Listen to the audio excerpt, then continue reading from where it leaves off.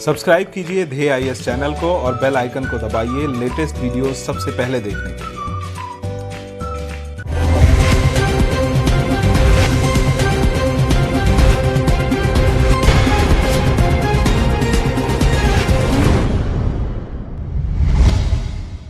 ठीक 47 साल पहले 24 अप्रैल 1973 को भारत की सुप्रीम कोर्ट ने केशवानंद भारती बनाम केरल राज्य मामले में एक ऐतिहासिक फैसला सुनाया था। इस फैसले को भारत के कानूनी इतिहास में एक मील का पत्थर माना जाता है। आपको बता दें, 13 जजों की पीठ ने ये फैसला सुनाया था। इस फैसले में 7 जज इसके पक्ष में थे तो 6 जज इसके खिलाफ। इस फैसले में ये कहा गया कि भारतीय संविधान का बुनियादी ढांचा नहीं बदला जा सकता और इसमें संसद संशोधन नहीं कर सकता। बुनियादी ढांचे का मतलब है संविधान का सबसे ऊपर होना, कानून का शासन, न्यायपालिका की आजादी, संघ और राज्य की शक्तियों का बंटवारा, धर्मनिरपेक्षता, संप्रभुता, गणतंत्रीय ढांचा, सरकार का संसदीय तंत्र, निष्पक्ष चुनाव वगैरह वगैरह। केशवानंद भारती के इस मामले की सुप्रीम कोर्ट में 68 दिनों तक सुनवाई हुई।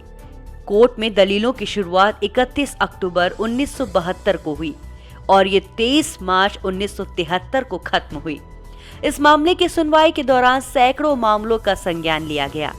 उस समय अटॉर्नी जनरल ने 71 देशों के संविधानों के प्रावधानों का विश्लेषण कर बाकायदा एक चार्ट बनाया था। आज के इस डीएनएस में हम बात करेंगे भारत के उस केस की जिसने भारतीय संविधान की सत्ता को सर्वोपरि रखने में अहम योगदान दिया और संविधान की बुनियादी ढांचे को परिभाषित किया। भारत का संविधान देश का मूलभूत कानून माना जाता है।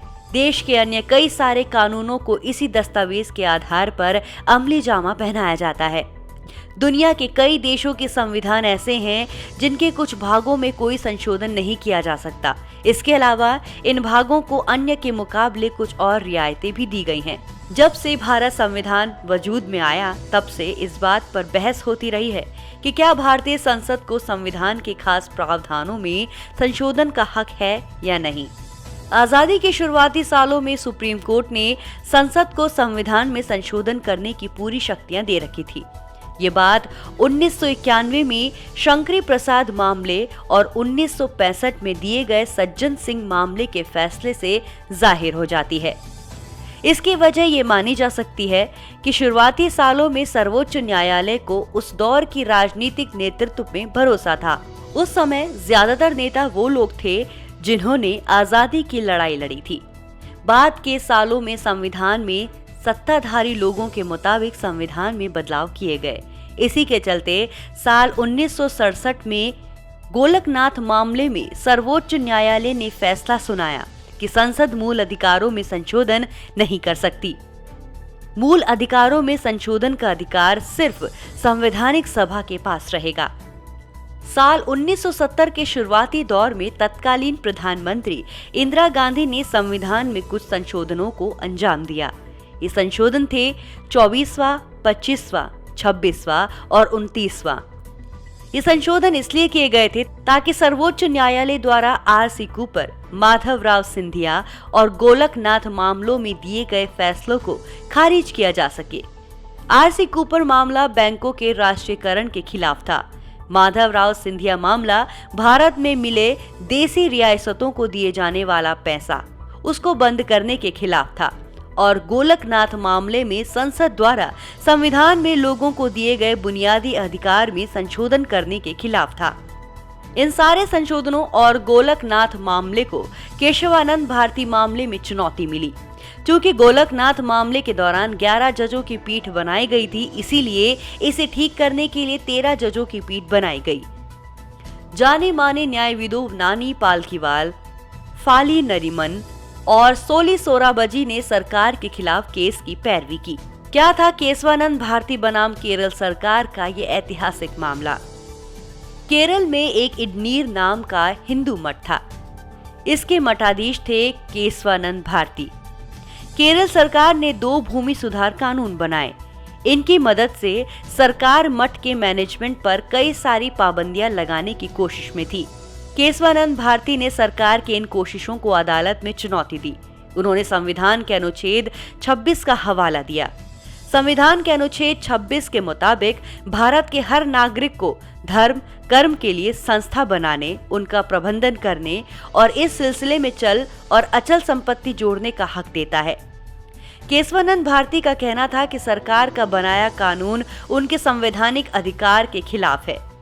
केशवानंद को बस केरल सरकार से नहीं लड़ना था, उनका मुकाबला केंद्र सरकार से था।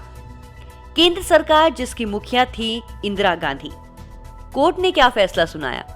सर्वोच्च न्यायालय में इस मामले की सुनवाई के लिए 13 जजों की एक बेंच बनाई गई। इस पीठ की अगुवाई कर रहे थे उस समय के चीफ जस्टिस SM सीकरी। फैसले में जज एकमत नहीं थे। फैसले में 7 जज एक पक्ष में थे तो 6 जजों का पक्ष अलग था।